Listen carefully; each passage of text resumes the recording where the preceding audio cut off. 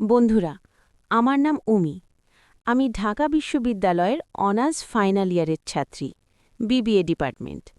যারা আমাকে দেখে তারা বলে, উমি, তুমি তো দেখতে অনেক সিম্পল, কিন্তু চোখে একটা আলাদা জাদু আছে। আমি হাসি শুধু, কারণ আমার চোখের জাদুটা আসলে একজনের জন্যই জ্বলে, আর সেই একজনের নাম আরিয়ান। আরিয়ান আমার সিনিয়র, মাস্টার্সে পড়ে। ক্যাম্পাসে ওকে সবাই চেনে। লম্বা, ফর্সা, চোখে একটা গভীর কালো রং, যেন সাগরের নিচে লুকিয়ে রাখা রহস্য। কিন্তু ও কারও সঙ্গে বেশি কথা বলে না, শুধু আমার সঙ্গে বলে। কেন বলে, সেটাই আমার জীবনের সবচেয়ে বড় প্রশ্ন। গল্পটা শুরু হয় গত বর্ষায়, জুলাই মাস। ঢাকায় সেদিন এমন বৃষ্টি নেমেছিল যেন আকাশ ফেটে পড়ছে আমাদের ওপর। আমি লাইব্রেরি থেকে বেরিয়ে দেখি বৃষ্টির পানি হাঁটু পর্যন্ত। ছাতা আনিনি। ব্যাগটা মাথায় তুলে দৌড়াতে দৌড়াতে আর্টস বিল্ডিংয়ের নিচে দাঁড়ালাম। হঠাৎ পিছন থেকে একটা গম্ভীর গলা, এভাবে ভিজলে ঠান্ডা লাগবে উমি। ঘুরে তাকিয়ে দেখি আরিয়ান, কালো ছাতা হাতে, চোখে একটা অদ্ভুত হাসি।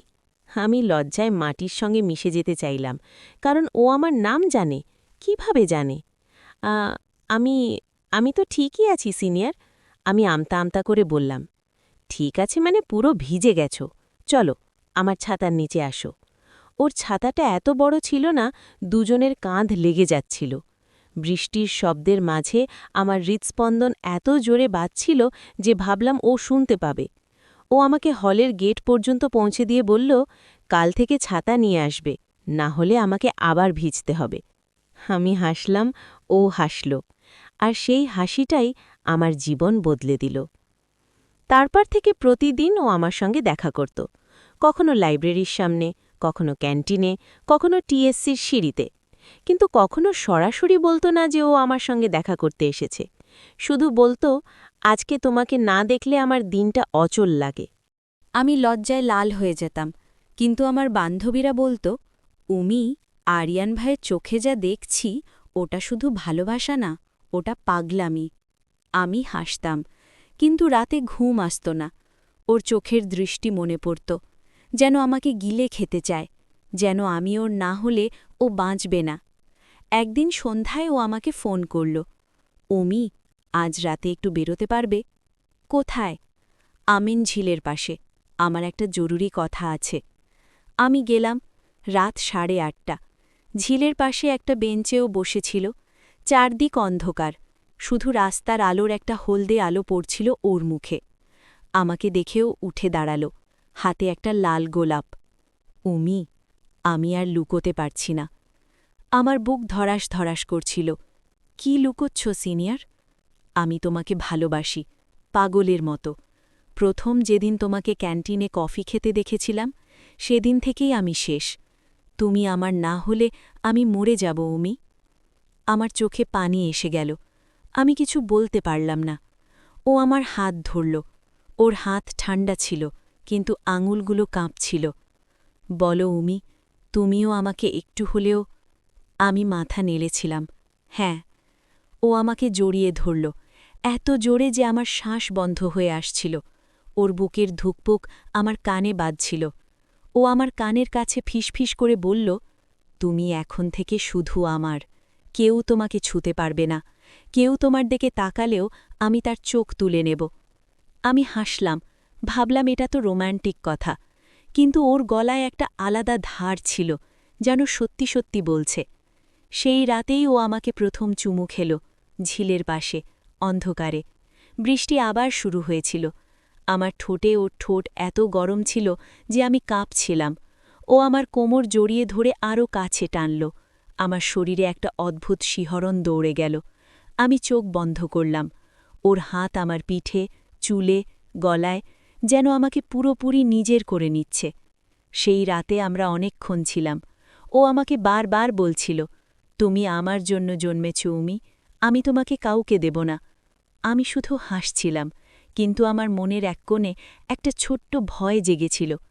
এত তীব্র ভালোবাসা, এটা কি সত্যিই শুধু ভালোবাসা, নাকি এর পেছনে আরও কিছু লুকিয়ে আছে? পরের দিন সকালে আমার ফোনে একটা অচেনা নাম্বার থেকে মেসেজ আসলো, আরিয়ানের সঙ্গে দূরে থাকো, না হলে পরিণতি খারাপ হবে। আমি ভাবলাম কেউ মজা করছে, কিন্তু সেই মেসেজের পর থেকে আমার জীবনে একটা ছায়া পড়তে শুরু করল। যে ছায়া আমি তখন বুঝতে পারিনি সেটা কতটা গভীর, কতটা ভয়ঙ্কর। আরিয়ান যখন জানতে পারল আমি কারো সঙ্গে এসব কথা শেয়ার করেছি, ওর চোখ লাল হয়ে গেল। ও আমার হাত চেপে ধরে বলল, কে কে মেসেজ করেছে বলো উমি। আমি জানি না সিনিয়র, তুমি শুধু আমার। কেউ যদি মাঝে আসে আমি তাকে শেষ করে দেব। ওর গলায় এমন একটা ঠান্ডা ভাব ছিল যে আমার শরীরে কাঁটা দিয়ে উঠল। আমি প্রথমবার ভয় পেলাম, কিন্তু সেই ভয়ের মাঝেও ওর প্রতি আমার টান আরও বেড়ে গেল। যেন ও যত বেশি পজেসিভ হচ্ছে আমি তত বেশি ওর হয়ে যাচ্ছি। বন্ধুরা, সেই মেসেজটা পাওয়ার পর থেকে আমার মনে একটা অদ্ভুত অস্থিরতা কাজ করছিল। আমি আরিয়ানকে সবটা খুলে বলিনি, শুধু বলেছিলাম কেউ প্র্যাঙ্ক করছে। কিন্তু আরিয়ানের চোখ দেখে মনে হচ্ছিল ও বিশ্বাস করেনি। ও শুধু বলেছিল, তুমি আমার, আর কেউ যদি এর মধ্যে হাত দেয় আমি তার হাত কেটে ফেলব। ওর গলার স্বরে এমন একটা ঠান্ডা আগুন ছিল যে আমি চুপ করে গেলাম। কয়েকদিন কেটে গেল। আরিয়ান আমাকে আরও বেশি সময় দিতে শুরু করল। সকালে ক্লাসের আগে গেটে দাঁড়িয়ে থাকত, দুপুরে ক্যান্টিনে আমার পছন্দের চিকেন ফ্রাই নিয়ে আসত, রাতে হলে ফিরলে ফোন করে বলতো, জানালার পর্দা টেনে দাও উমি, কেউ যেন তোমাকে না দেখে। আমি হাসতাম, কিন্তু হাসির মধ্যে একটা অজানা ভয় মিশে যাচ্ছিল। একদিন সন্ধ্যায় আমি হলের ছাদে দাঁড়িয়েছিলাম, ফোনটা হাতে। হঠাৎ পিছন থেকে একটা ফিসফিস, উমি।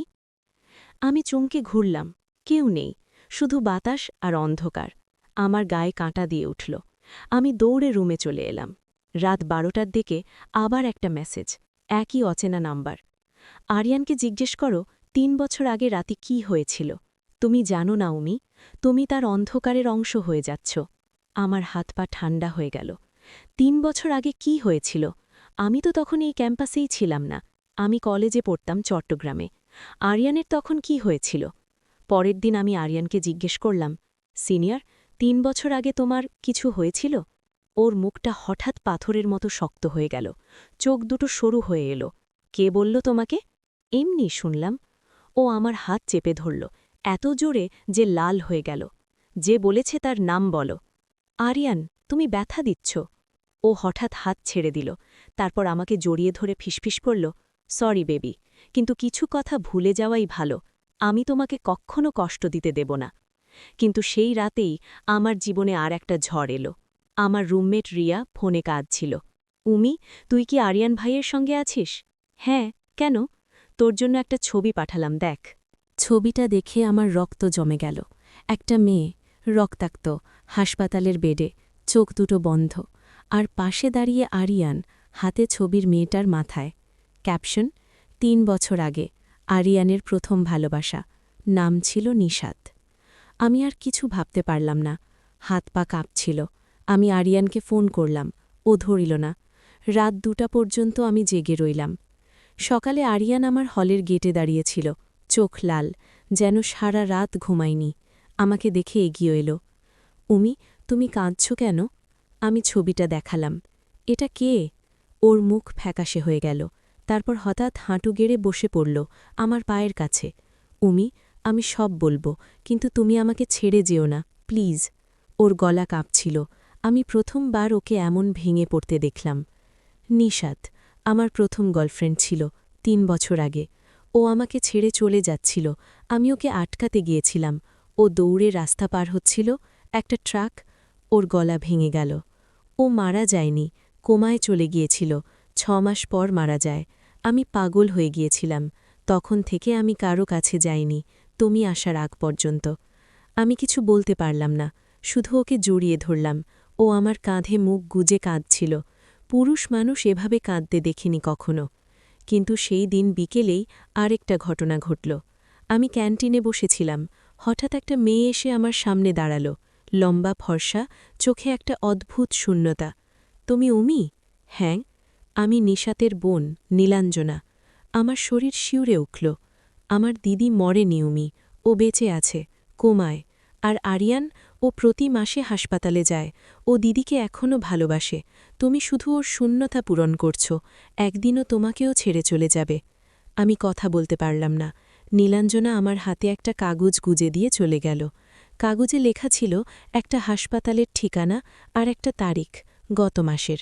সেই রাতে আমি আরিয়ানকে ফোন করলাম। তুমি কোথায়? বাইরে। কেন? তুমি কি গত মাসে হাসপাতালে গিয়েছিলে? লাইনের ওপাশে একদম নিস্তব্ধ। তারপর ফোন কেটে গেল।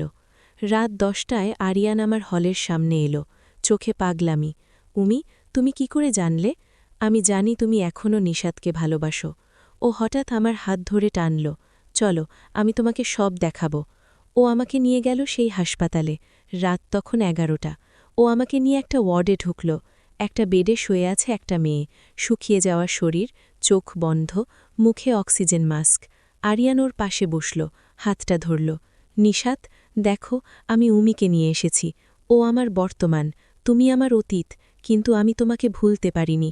আমি পাথরের মতো দাঁড়িয়ে রইলাম। আরিয়ান আমার দিকে তাকালো, চোখে পানি। উমি, আমি তোমাকে ভালোবাসি, কিন্তু নিশাতকে ছাড়া আমি পুরোপুরি কারও হতে পারব না। তুমি কি আমাকে এই অসম্পূর্ণ আমিটাকেও গ্রহণ করতে পারবে? আমার গলা আটকে গেল। আমি কিছু বলতে পারলাম না, শুধু পিছিয়ে যেতে লাগলাম।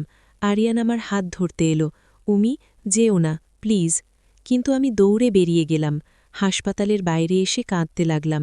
বৃষ্টি পড়ছিল, আমার চোখের পানির সঙ্গে মিশে যাচ্ছিল। সেই রাতে আমি হলে ফিরিনি, একটা হোটেলে উঠেছিলাম, ফোন বন্ধ করে দিয়েছিলাম। কিন্তু ভোর 5টায় আমার দরজায় ধাক্কা। দরজা খুলতেই আরিয়ান, চোখ লাল, চুল উস্কো খুস্কো।